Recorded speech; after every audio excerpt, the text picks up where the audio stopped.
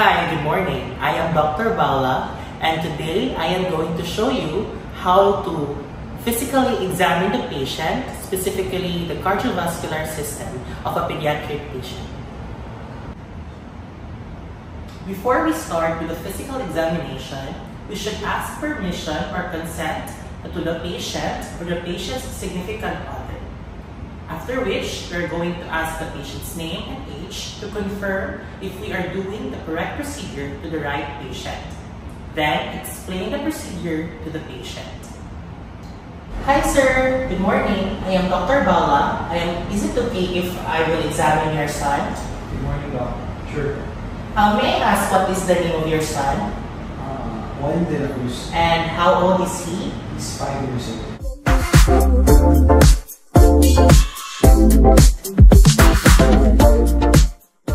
Okay, so I am going to examine, sir, the cardiovascular system of your son, including the heart and the pulses all over the body. Is that okay with you? Yes. Just like other physical examination, in the examination of the cardiovascular system, we are going to follow the inspection, palpation, and auscultation process. Let us start first with inspection. We're going to inspect the patient's general appearance. So the patient is well nourished, but the patient is slightly pale and no signs of acute distress. If we're going to touch the patient is warm to touch. After checking the general appearance of the patient, we are going to check for cyanosis or pallor. There are 3 areas you can check. First, the skin, the lips, and the eyes. So, as you can see, the patient is slightly pale, but with no cyanosis. The next step is we're going to observe or inspect the precordium. We are going to check for hives, lifts, or abnormal pulsations over the precordium. There's no visible hives, lifts, and abnormal pulsations over the precordium. After the inspection process, we're going to proceed with palpation. First, we're going to locate the PMI, or the point of maximal impulse. This is located at the 5th intercostal space at the mid-clavicular line. The PMI is located at its right anatomical position and is not displaced. For this process is palpating for thrills over the precordium.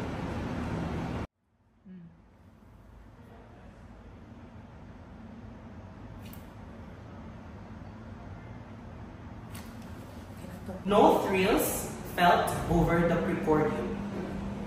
Next, we're going to palpate for the radial and the femoral pulse, and we're going to compare the strength of each pulses.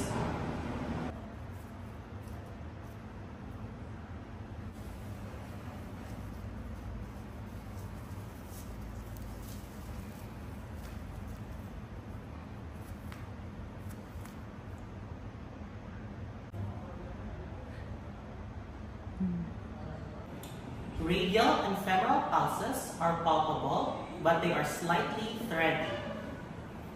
Now we're going to check for the CRT, or the capillary refill time.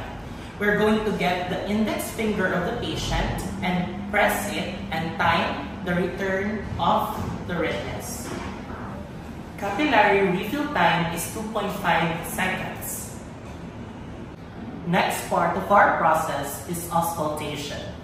We're going to listen for the heart and count the heart rate of the patient.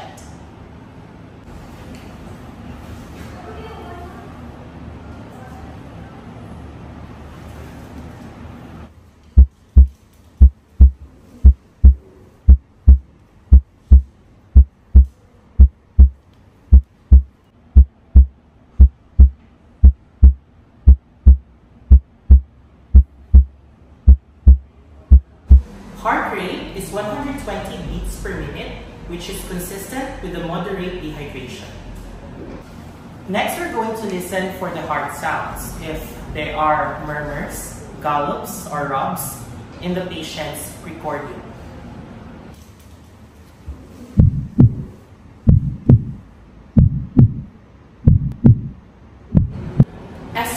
S2 are heard clearly with no splitting.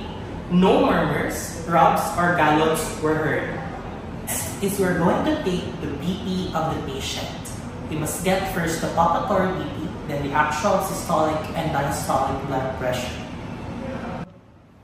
Use an appropriate cuff for pediatric patients and make sure that the patient is well rested before taking the BP. About 5 minutes of rest.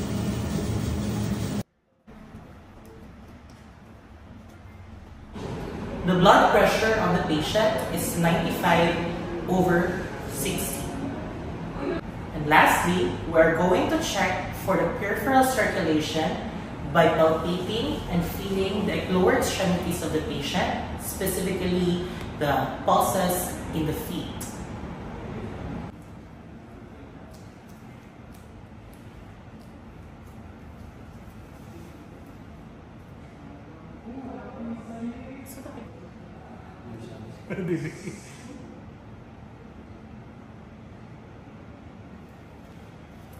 We're also going to check for the presence of edema in the lower extremities.